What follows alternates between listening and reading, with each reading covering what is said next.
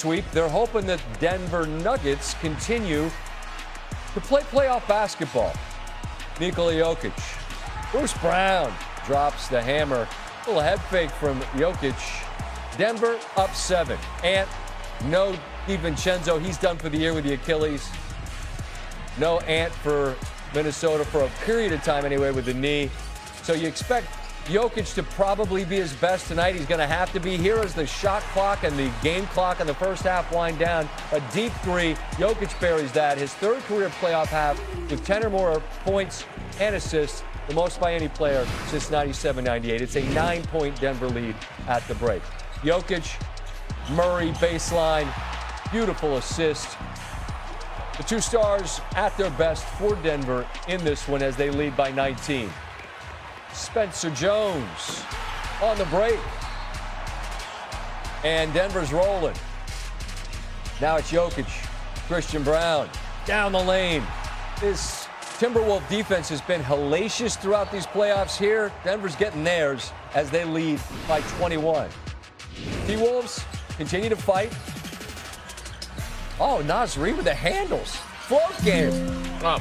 Cuts the deficit to 10 after being down 27. This is a big moment. Off the knockaway, Murray gets the breakaway, and the lead is growing. It's up to 15. And now, Jokic, he's like, here, you want it? What are we doing? The shenanigans again? All right, here's Murray on the victory by a dozen. Focus, energy, some excitement. You know, we had to play like we was down 3-1, so I think we did a good job of just bringing the energy into the game and playing for 48 minutes, you know, making it, just not letting off the gas, and, you know, we did a good job of just getting the win. Coach Adelman talked to us before the game about guys on the roster not named Jamal Murray or Nikola Jokic contributing. What can you say about your teammates and the way they played tonight? I mean, amazing. That's what we needed. Just everybody was in a flow and a rhythm. Guys on time and on target in their space and in their spots, and played hard on defense. That's all we can ask for. So I thought it was a great team win, a great team effort, and we're going to need more of that. A game 6 now in Minnesota. How do you just bring this same type of effort on the road?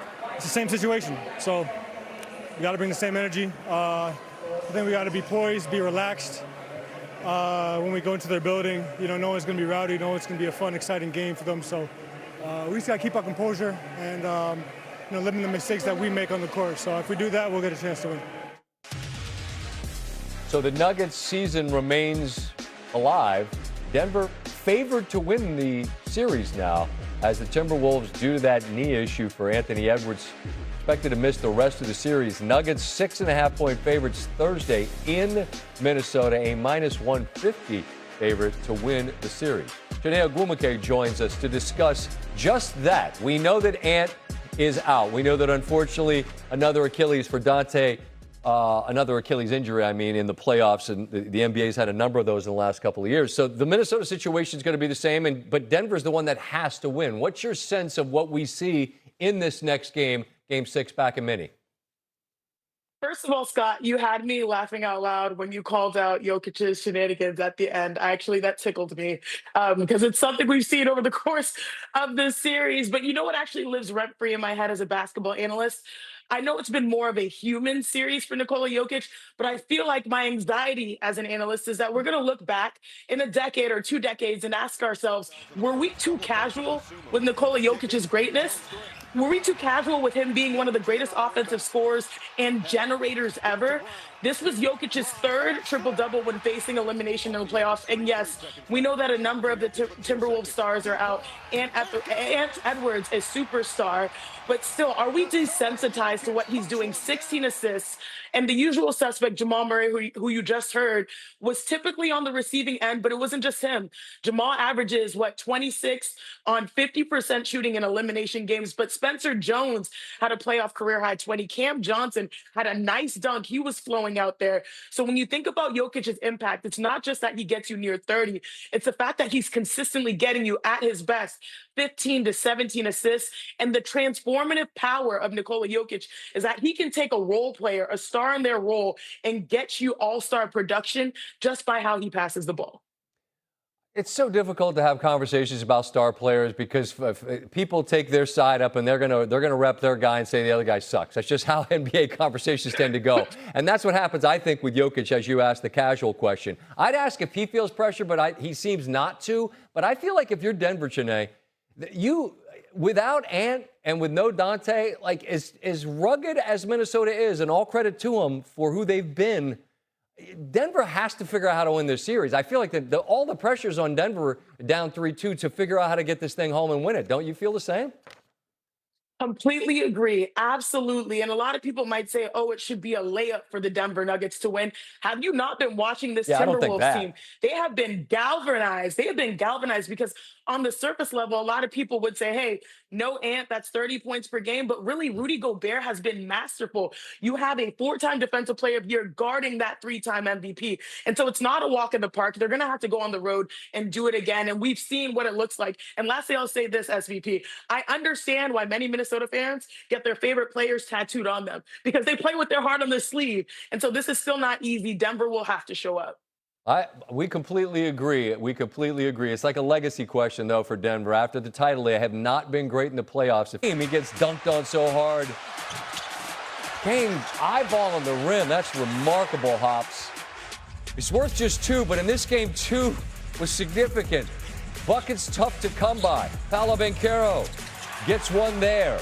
Magic up 5, under 6 to go. Pistons continue to be completely unable to hit a 3 in the 4th. They get that Harris 2, and it's a 2-point game. It's now a 3-point lead until Bane. He knows he got away with one.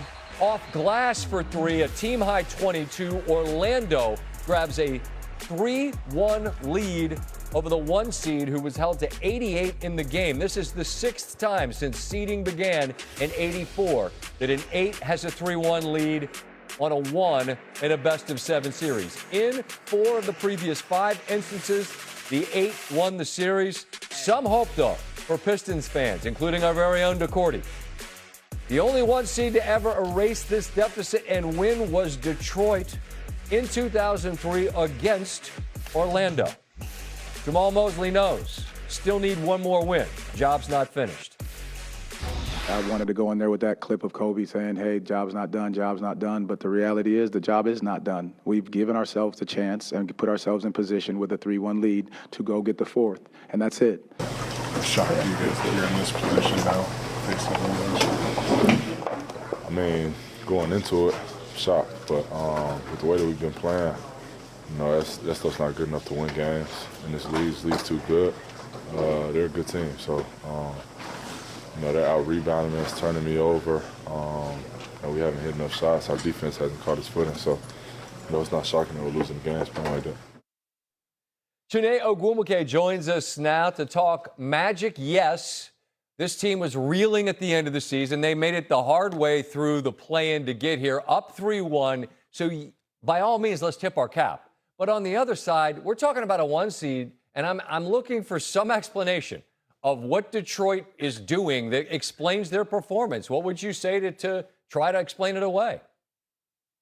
Scott, let me get a stab at this because this honestly is a textbook situation of not putting too much weight on seeds. It's quite baffling because in large spurts, the 8th seed looks better than the 1 seed because the playoffs are honestly, truly about matchups more than seeds. The Orlando Magic actually match up really well with the Detroit Pistons. And when you break it down, each team is led by stars. You have Cade Cunningham and you have Paolo Banchero. At times, they can neutralize each other. At times, they can go shot for shot. But this series is really dictated by the sub-layer, by the next tier. Because Desmond Bane, my goodness, he's found his shot. Franz Wagner has been unguardable off the dribble versus the Detroit Pistons. And you have to include Wendell Carter, who has won the battle of the paint versus the first-time All-Star in Jalen Duren. They have been outplaying the next tier of the Detroit Pistons, Jalen Duren and Tobias Harris and company. And from the opening play, I knew that there were probably going to be issues for Detroit. They tried to give the ball to Jalen Duren because he has been averaging around, 10 points in this series, shooting 40%. And what happened on that play? It got picked off. It was telegraphed. and it was converted on the other end for the Orlando Magic. So right now you have to tip your cap because the defense and also improved offense of the Magic has been great. But right now it is quite shocking that Detroit can't find more diversity to really be better opponents in this series. Sit tight. We have a 1 seed who certainly looks the part after the highlight of the Thunder roll, and we will visit with you on that.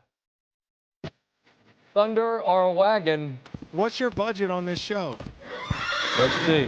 Oh, it's extensive. There, the horses, well, the feet move for a bit, then they stop. Looking for the sweep in Phoenix. Shai Gilgeous-Alexander off the amazing Game 3. 15 of 18 from the floor. Dylan Brooks, how do you stop him? He's efficient, and I got him Game 4. Okay. Early on. Let's see what we got here. There's Dylan Brooks. Oh, technical early. Shai here, mid-range game. He just doesn't miss those shots, it seems, tying things at 58. We're here tied at 60. Brooks, beautiful fake on Chet Holmgren. He had 14 in the first half. Suns up 2. But the Thunder went absolutely wild at the end of the second quarter. Felt like they didn't miss for like the last 6 minutes. Shai beat the buzzer. 17 in the first half. It was an 8-point lead for the Thunder at the break, significant to some. Third quarter, all Shai. Step back. Thunder up 9. Then Shai slicing through the defense. Bucket good and the foul. 3 the hard way, and now 6 to go in the third. The lead's a dozen. Again, the head of steam. Again, 3 the hard way. And the Thunder lead by 8 after 3. Shai here on the drive, finds Cason Wallace. Corner 3, pushes the lead to 14. Again, it's Shai through traffic. That's absurd. And it drops, pushing the lead to 16.